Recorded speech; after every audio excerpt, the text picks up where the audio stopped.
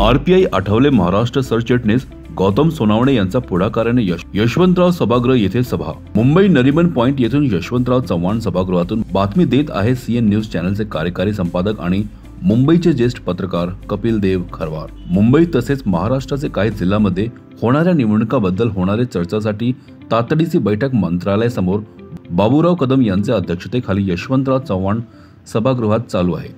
सभाचे मुख्य मार्गदर्शक केंद्रीय सामाजिक न्याय आणि अधिकारिता राज्यमंत्री रामदास आठवले उपस्थित आहे.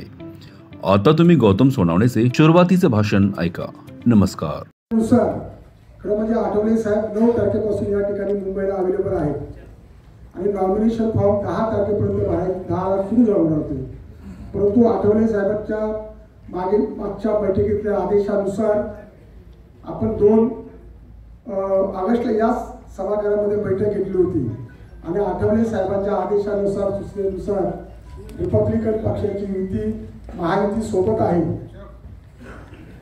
महायुतीचं विशेषतः भाजप बरोबर आहे आणि भाजप आणि महायुतीच्या नेत्यांशी अनेक जिल्हाध्यक्षांना आणि संबंधित विभागीय अध्यक्षांना आदेश दिले होते की तुम्ही तुमच्या पद्धतीने त्या नेत्यांशी त्या महायुतीच्या आपल्या विभागातील नेत्यांशी आमदार खासदार असतील किंवा पालकमंत्री असतील त्यांच्याशी बोलून त्या पद्धतीने निर्णय घेण्याचे संपूर्ण अधिकार आपल्याला दिले गेले आहेत या बैठकीमध्ये.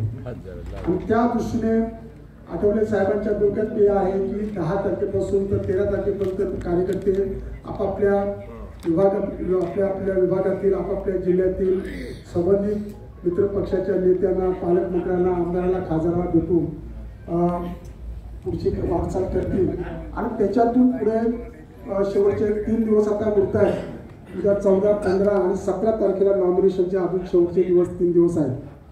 म्हणजे आजपर्यंत जर समजा तिकडचा काय रिपोर्ट होतो मित्र पक्षांचा स्थानिक लेवलला जिल्हा अध्यक्ष पातळीवर किंवा विभागीय अध्यक्ष पातळीवर किंवा पक्षाचे ते त्या जिल्ह्यातील प्रमुख नेते मंडळी आहेत आणि त्या नेत्यांच्या उपस्थितीमध्ये कसं वातावरण आहे त्या पद्धतीने आज ते स्वतः निर्णय घेतील. काय लागलं तर म्हणजे ते निर्णय घेण्याचे सगळे अधिकार आपण त्यांनाच दिलेले आहेत. ते निर्णय घेतील त्याप्रमाणे आपल्या पक्षाची पुढची वाटचाल सुरू होईल आणि तो निर्णय जर घेतला तर त्या निर्णयाची अंमलबजावणी करायला सुद्धा पुढले 4 दिवस शिल्लक आहेत. म्हणजे 14, 15, 16 आणि 17. त्यामुळे असं काही दिवस शिल्लक नाहीत असंही नाही. म्हणजे त्या दृष्टीने ठरवून या पद्धतीने नाही तर आपण निवडा चालली असं परत बोलून सुरू झाला असता. परंतु आता मला वाटतं सगळे जिल्हाध्यक्ष त्या जिल्ह्यातील कार्यकर्ते त्या जिल्ह्यातील प्रमुख नेते त्या जिल्ह्यातील किंवा त्या परिसरातील विभागीय अध्यक्ष यांनी आपापल्या परीची चाचपणी करूनच या ठिकाणी आलेलं आहे असं आपण गृहीत धरून या पुढच्या बैठकीला आपण सुरुवात करतोय. आठवले साहेब येतील त्यावेळेला दिसत आपली चर्चा पुढे होईलच. तुमचं काय म्हणणं असेल तर पूर्वी सुद्धा म्हणणं मांडायला सुरुवात करायला काय हरकत नाही. आजच्या या बैठकीला महाराष्ट्राचे अध्यक्ष राजाभाऊ सोनवणे येणार नाहीत असं त्यांनी कळवलेलं होतं. त्यामुळं आजच्या बैठकीचे अध्यक्ष सर आपल्या महाराष्ट्राचे कार्याध्यक्ष बाबूराव कदम हे या बैठकीच्या अध्यक्षांना स्वीकारतील अशी मी त्यांना विनंती करतो आणि त्यांनी अध्यक्षांना स्वीकारावं आणि ती बैठक सुरू करेल असं मी उपस्थित मित्र, आजच्या राज्य कार्यकारिणी जिल्हाध्यक्ष विभागीय अध्यक्ष आघाडीचे अध्यक्ष यांच्या प्रमुख बैठकीचं आयोजन या ठिकाणी करण्यात आलेलं आहे आणि त्याचा वृत्तांत महाराष्ट्राचे सरचिटणीस गौतम सोनवणे यांनी आपल्यासमोर ठेवला आहे. बैठकीचा अध्यक्षस्थान मी या ठिकाणी स्वीकारतो आणि आपण बैठकीला सुरुवात करूया. होणाऱ्या स्थानिक स्वराज्य संस्थेच्या निवडणुका मग जिल्हा परिषदाला जाहीर व्हायचे आहेत.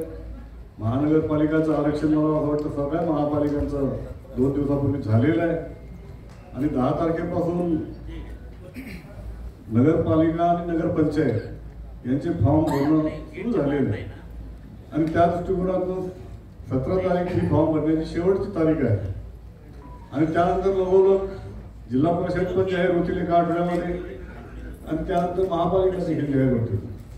परंतु ह्या निवडणुका लढवत असताना आपल्या कार्यकर्त्यांना ग्रामीण पातळीवर ज्या अडीअडचणीला या ठिकाणी तोंड द्यावं लागतंय अनेक जिल्हाध्यक्षाकडून आपल्याला फोन येत आहेत की कुणाच्याबरोबर आपली युती आहे, महायुतीसोबत आपण आहोत, पण महायुतीमध्येच भाजप स्वतंत्र लढतंय, शिंदे सेना स्वतंत्र लढतीये, अजितदादा स्वतंत्र लढताय आणि आपली काय परिस्थिती आहे. तर हे सगळे प्रश्न विचारतायत जिल्हाध्यक्ष आणि त्या दृष्टिकोनातून आपण तयारी करायची आहे आणि म्हणून आपण बैठकीला सुरुवात करतोय. आणि आपल्या जिल्ह्यातलं म्हणणं प्रमुखांनी या ठिकाणी थोडक्यात काही सूचना असतील त्या करायच्या किंवा या ठिकाणी मांडायचे. त्यानंतर गौतम सोनवणेकडे. CEN न्यूज देश प्रदेश की ताजा तरीन खबरों के लिए CEN न्यूज को सब्सक्राइब करें और रहें पल पल की खबर से हर पल बाखबर.